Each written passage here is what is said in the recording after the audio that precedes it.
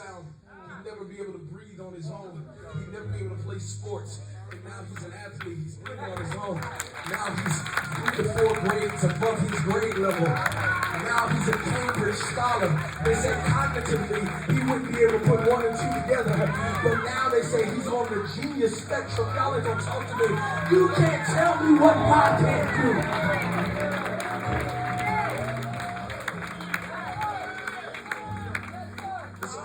Trouble your patience. I'm already over my time. But God has just told me to speak and pour into your life. God has told me to challenge you, to tell you there's more to life than what you've been living. There's more capacity for growth in you. God is wanting to stretch you and take you further. Stop limiting what you can only conceive God to take you. Stop limiting what God wants to do in your life.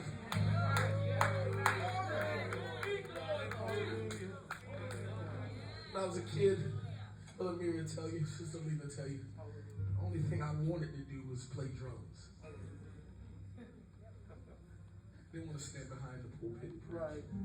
I saw the sacrifice. But I loved worship and music so much. I was an athlete in school, and I would leave basketball practice or a basketball game or a track meet, and I'd come in my uniform to choir rehearsal. And often back then, Sister Letha or Brother Miri, they would spend maybe an hour or so teaching parts.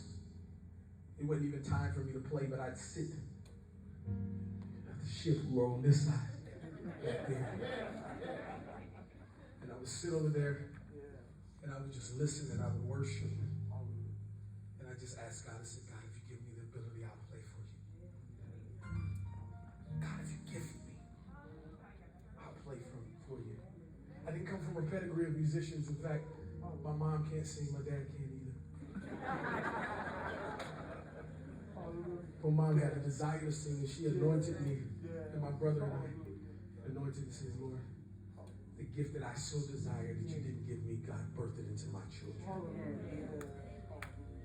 And God began to birth it in me. And I began to serve God. And I began to serve him in every capacity I could. I'd wipe the toilets, I'd sweep the floors, I'd mop and buff, I'd cut grass. Young people, I'd come here. My dad taught me a principle. He would wake us up every Saturday at around 6 or 7. And he'd say, this is the agenda for today. He said, we're going to go to God's house first.